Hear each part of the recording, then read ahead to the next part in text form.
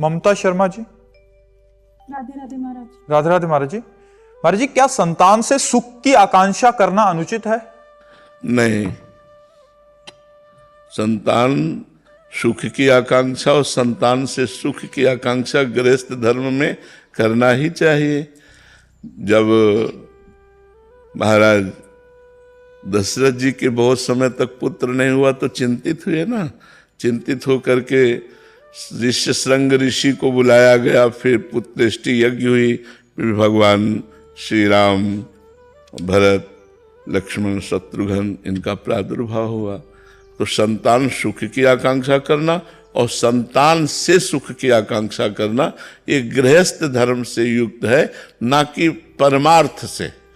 परमार्थ से तो हमारा कर्तव्य है, यदि संतान उत्पन्न हो जाती है तो उसको दुलार करना, पढ़ाना, लिखाना, उसका ब्याह करना, लेकिन सुख भगवान से चाहना। परमार्थ का स्वरूप है सुख सिंधु भगवान से सुख चाहना और भावे रखना, नाथ सकल संपदा तुम्हारी, मैं सेवक समेत सुत नारी। ये परिवार सब कुछ प्रभु आपका है, मैं आपसे ही सुख चाहती हूँ, ना कि पुत्र से।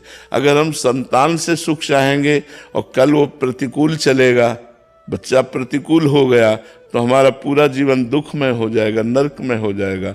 लेकिन हमने संतान से सुख चाहा ही नहीं, भगवान से सुख चाहा, तो हमें प्रसन्नता होगी कि ठीक है, हमारे कोई प्रारब्ध कर्म ऐसे हैं पूर्व के जिससे पुत्र रूप में आकर ही हमको प्रतिकूलता और दुख देता है, लेकिन सुख तो भगवान देंगे ना। हम प्रारब्ध भोग लेते हैं और भगवान का चिंतन करते हैं तो उससे आनंद की प्राप्ति हो जाएगी। अगर हम केवल पुत्र के ही भरोसे रहेंगे तो पुत्र नाशवान है और पुत्र प्रकृति के अधीन त्रिगुण माया से युक्त है, वो हमें सुख नहीं दे पाएगा। गृहस्थी में ये रहता है पुत्र की आकांक्षा और पुत्र से सुख की प्राप्ति की आकांक्षा। नागेंद्र यादव जी, आजमगढ़ से। राधे राधे महाराज जी। महाराज जी, पलटूदास जी महाराज कहते हैं कि पलटू लिखा नसीब का, संत देत हैं फेर, सांच दिल नहीं आपना, तासे लागे देर। महाराज जी, इस कलयुग में संत दर्शन का फल क्या है महाराज जी? ये कह रहे हैं कि पलटूदास जी। कलयुग क्या, हर युग में पहला तो साधारण फल, संत दरस जिम पातक टरई। संतों के दर्शन मात्र से जो किए हुए पाप हैं वो नष्ट हो जाते हैं। गंगा पापम शशीतापम दैन्यम कल्पतरुस्तथा, पापम तापम तथा दैन्यम हरति साधु समागमा। गंगा जी केवल पाप को नष्ट करते हैं, चंद्रमा ताप को नष्ट करता है, कल्पतरु दरिद्रता को नष्ट करता है।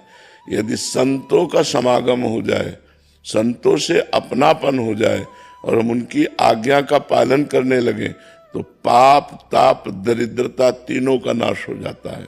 दरस परस अगनास बास निज संग करो दिन, तिनमुख हरिजस सुनत श्रवण, मानो न त्रपित छिन, कलि अभद्र वर्णत सहस, कलि कामादिक दोष सब। जितने कलयुग के दोष हैं वो सब संत समागम से नष्ट हो जाते हैं। पाप ताप दैन्यता ये सब नष्ट हो जाती है। एक महान आनंद की अनुभूति होने लगती है जब हमारा भगवान से संबंध हो जाता है। तो वास्तविक पूछो तो संत दरस का फल है कि आप भले गृहस्थी में रहें लेकिन स्वभाव से संत बन जाना। पारस और संत में यही अंतर है कि पारस किसी लोहे को छूती है तो वो स्वर्ण बना देती है, लेकिन संत का हृदय अगर किसी से छू जाए तो उसे संत बना देता है, उसे निष्पाप महाभागवत बना देता है। तो संत दरस से बढ़कर के गिरजा संत समागम शमन लाभ कछवान। भगवान शंकर कहते हैं, हे गिरजा, संत समागम से बढ़कर कोई लाभ नहीं है। एक महापापी भी महाभागवत बन सकता है। जैसे राधा वल्लभी संप्रदाय के एक महान पुरुष हुए हैं, चतुर्भुज दास जी उनका नाम था। वो भ्रमण करते रहते थे संतों की मंडली लेकर जगत पावन करने के लिए। तो एक जगह वो भगवत कथा कह रहे थे, तो उसमें एक धनी मानी के यहाँ चोरी करके चोर भगा। राज कर्मचारियों ने पीछा किया तो बहुत बड़ी सभा लगी हुई थी, वो बीच में जल्दी से जाके बैठ गया। राज कर्मचारी ने देखा तो इधर गया, लेकिन उन्होंने विचार किया यहाँ संत समागम में चोर क्यों रुकेगा, तो वहां से क्रॉस कर गए। और उस समय कथा चल रही थी कि जो संतों की शरण में आ गया और उनसे गुरु दीक्षा ले ली, उसका नया जन्म हो जाता है, पीछे के सारे पाप नष्ट हो जाते हैं। वो उसके दिमाग में बात बैठ गई। जब सब लोग चले गए तो पीछे उठा और जाकर के प्रणाम किया और बोला, महाराज पहली बार मैं जिंदगी में किसी संत के आगे हाथ जोड़ रहा हूं। आपकी एक बात सुनकर, आपने कहा कितना भी बड़ा पापी हो, यदि वो संत समागम करे, संतों की शरण में हो जाए, संतों से गुरु दीक्षा ले तो निष्पाप हो जाता। क्या मैं निष्पाप हो सकता हूं? मैं जीवन भर हिंसा, चोरी, व्यभिचार, गंदे आचरण करता रहा, तो उनका हो सकते हो।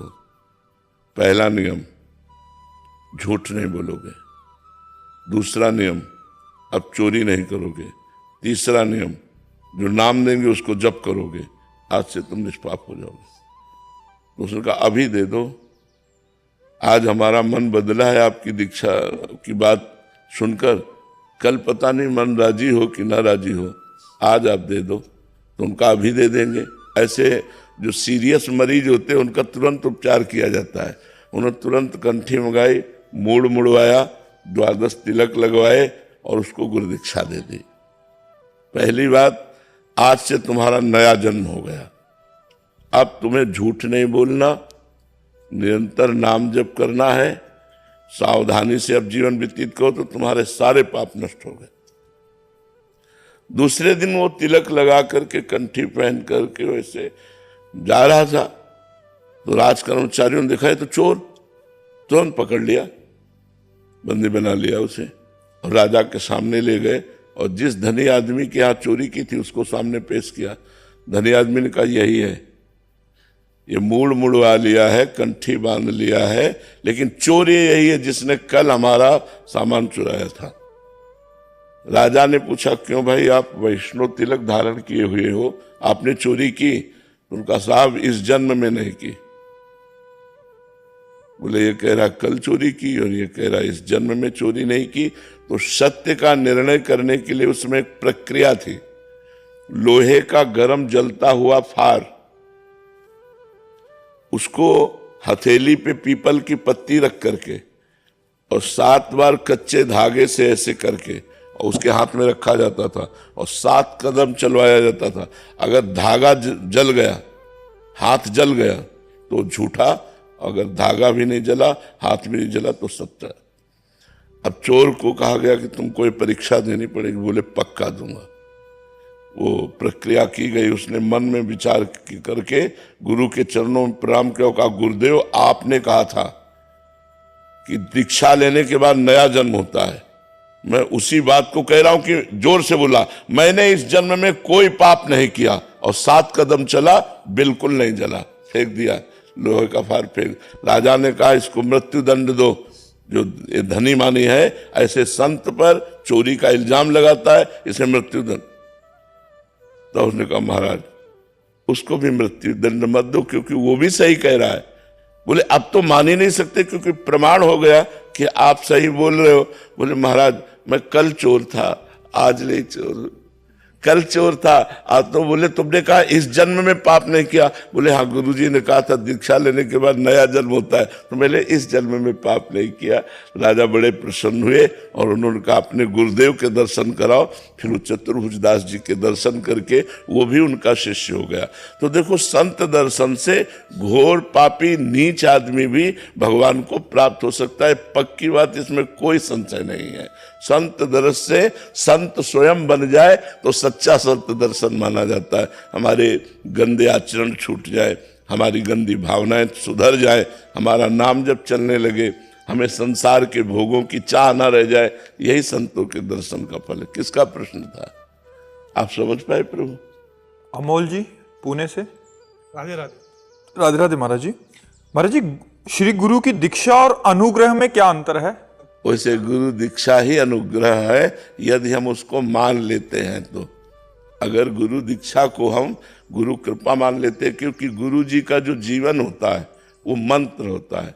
नाम सुकृत धन अपनी जीवन, अतिहित मान देत वरदान, वृंदावन हित बलिपद पावन, भक्ति प्रकाशत ज्यो जग भान, नमो नमो गुरु कृपा निधान, नमो नमो गुरु कृपा निधान। गुरुदेव ने नाम रूपी मंत्र रूपी अपनी पूरी जीवन शक्ति दे दी आपको। इससे बड़ा अनुग्रह क्या होगा। अब हम क्या करें, उस नाम का निरंतर जप करें तो प्रतिपल हमें गुरु कृपा का अनुभव होगा। अब नाम जपते नहीं, मनमानी आचरण करते हैं तो फिर गुरु अनुग्रह प्राप्त नहीं हुआ। गुरु अनुग्रह वही माना जाएगा जब नाम और मंत्र मिला और उस पर हम डट के चल दिए, फिर आगे चलकर अनुग्रह होता है। एक बार काफ़ी समय हो गया गुरु जी की सेवा में रहते हुए, तो एक दिन वो ऐसे यमुना किनारे टहल रहे थे। उन्होंने शिष्य से कहा, देख नंद नंदन गौवें चराते हुए आ रहे हैं। उनका गुरु जी हमको तो नहीं दिखाई दे रहा। तो ऐसे चपत देख ना, दिखाई देने लगा। तो जब गुरु सेवा और गुरु भजन और गुरु में समर्पण, तो दिव्य लीलाओं का दर्शन गुरुदेव कृपा करते हैं जब तन मन प्राण गुरुदेव के चरणों में समर्पण हो जाते हैं। कृपा तो उसी दिन से शुरू हो गई जिस दिन से उन्होंने नाम मंत्र दिया। पर जब तक हम नाम मंत्र नहीं जप करेंगे तब तक कृपा का अनुभव, कृपा का साक्षात स्वरूप है भगवान का साक्षात्कार हो जाना। जैसे हम एक उदाहरण में बताते हैं, एक बहुत बड़ी संत हुई हैं करमेती बाई जी। उनके पिता व्यासदेव जी थे। वो भगवान की कथा कहा करते थे। करमेती बाई बचपन से भगवान की कथा सुनती रहती थी। एक दिन एक चोर, जिसके माता पिता ने शिक्षा दी थी कभी कथा न सुनना, और वो वहीं से गुजर रहा था, तो वो वर्णन कर रहे थे, आज भगवान श्री कृष्ण को यशोदा मैया ने सोने का हार पहनाया। सोने का, वो तो चोर था। सुनते ही कदम रुक गए। मैया ने फिर सोने की बाजूबंद पहनाई, फिर सोने का कंगन, फिर करधनी भी सोने की, आज लकुट भी सोने की दी, और लाला को गौएं चराने के लिए भेजा। आज, क्योंकि भगवत लीला नित्य चलती है ना, तो उसे आज कह के ही कहा जाता है। वो तुरंत रुक गया, और जब सब कथा के भगत चले गए तो नजदीक गया और चाकू निकाली। कहा, इस धनी का नाम बताओ। देखो गुरु कृपा तुम्हें बता, समझ गए। बोले ये हटाओ तुम चाकू, तुम इस धनी को क्या करोगे? बोले लूटेंगे। बोले तुम्हारी सामर्थ्य नहीं है कि इसको लूट सको। ये बड़े बड़ों को लूट लेता है, इसको तुम क्या लूटोगे? बोले बताओ। मैं कसम खाता हूं तब तक मैं पानी नहीं पीऊंगा जब तक इसको लूट नहीं लूंगा, क्योंकि आज तक मैंने जो ठाना है वो किया है। बोले अब हम बता देंगे तुम्हें। ये वृंदावन में रहता है, इसका नाम श्याम सुंदर है, और ये नित्य गौवें चराने जाता है अपने सखाओं के साथ। तो बोले निश्चित लूटूंगा। बोले सुनो, अगर लूट तुम्हारी धमकी से नाव कब्जे में आवे तो माखन मिश्री दी, और कहा माखन मिश्री उसे खवा देला, फिर लूट लोगे तुम। उन्होंने समझ लिया कि भगवान की इस जीव पर कृपा हो गई, क्योंकि इसने हट कर लिया कि पानी नहीं पीऊंगा जब तक लूट नहीं लूंगा। अब वो नंगे पैर वहां से वृंदावन का पता लगाते हुए आया। जब हम आए थे तब वृंदावन का और स्वरूप था। तो 500 वर्ष पहले तो और स्वरूप रहा होगा ना। हमें तो मान लो 27-28 वर्ष हो गए, तो वृंदावन का और स्वरूप था। 27-28 वर्ष पहले ही ये सब रोड नहीं थे, लाइट नहीं थी, इधर कोई निवास नहीं था, जंगल ही जंगल, बड़ा आनंद में था। उस समय तो जंगल ही जंगल। और उसने सोचा जंगल में ही गाय चराने आएंगे, तो श्याम सुंदर, श्याम सुंदर। अब 3-4 दिन हो गए थे, पानी नहीं पिया था।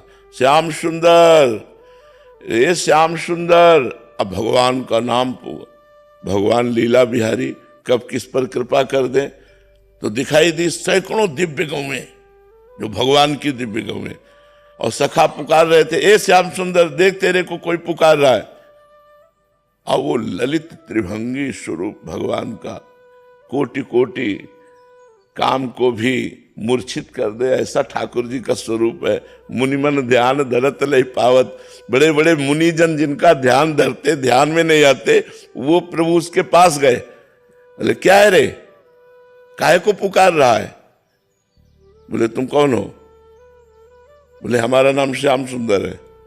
और ठीक वही आभूषण पहने थे जो व्यास जी वर्णन कर रहे थे, क्योंकि भगवान तो सर्वांतर्यामी है ना, वैसे ही सोने की लकुट, वैसे ही हार। उसकी दृष्टि गई, बोले जिंदगी में ऐसा हमको अवसर नहीं मिला कि एक बालक को लूट ले। उसने निकाली चाकू और कहा नीचे उतार के सब रख। ले धत, हमें चाकू से डरते हैं। अब ठाकुर जी की वो मधुर भाषा, तो उसे गुस्सा तो आ नहीं रही थी, प्रेम आ रहा था ठाकुर जी को देख के। तो उसने चाकू रख दिया, बोला हमारा नाम नहीं सुना होगा, अच्छे अच्छे डरते हैं हमारा नाम सुन के। बोले क्या तेरा नाम है? बोले गोवर्धन डाकू। तो बोले पता है मेरा क्या नाम है? गोवर्धन धारी। ठाकुर जी ने कहा मेरा नाम गोवर्धन धारी। तब उनको पंडित जी की याद आ गई कि पंडित जी ने कहा था कि बहुत वो कब्जे में आने वाला नहीं। तो उसने कहा सुनो, ये अपने आभूषण दे दो, माखन मिश्री खा लो। भगवान ने उस जीव पर कृपा की, जे ही माखन मिश्री खाई और कहा तू भी पहले खा, क्योंकि तूने अभी तक पानी नहीं पिया। जे ही उसने भगवान का उच्छिष्ट, सारे पाप नष्ट हो गए, दिव्य ज्ञान प्रकट हो गया, और वृंदावन में रहकर ही भजन करके वो भगवान के धाम को गया। तो संत गुरु आज्ञा पर यदि हम अपना जीवन निछावर कर दे, तो देखो एक चोर को भगवत साक्षात्कार हो गया। एक चोर दृढ़ निश्चयी हो गया, तो जो बड़े बड़े मुनियों के ध्यान में आने वाले भगवान नहीं, उसके ध्यान में आ गए। तो हमें लगता है हम लोग दीक्षा तो ले लेते, लेकिन गुरु की बात नहीं मानते। गुरु तो बना लेते हैं, लेकिन गुरु की आज्ञा पे नहीं चलते। इसीलिए हमारे अंदर गुरु अनुग्रह प्रकाशित नहीं होता। नहीं तो गुरु अनुग्रह वही जो नाम दे रहे हैं, जो मंत्र दे रहे हैं, वही गुरु अनुग्रह है।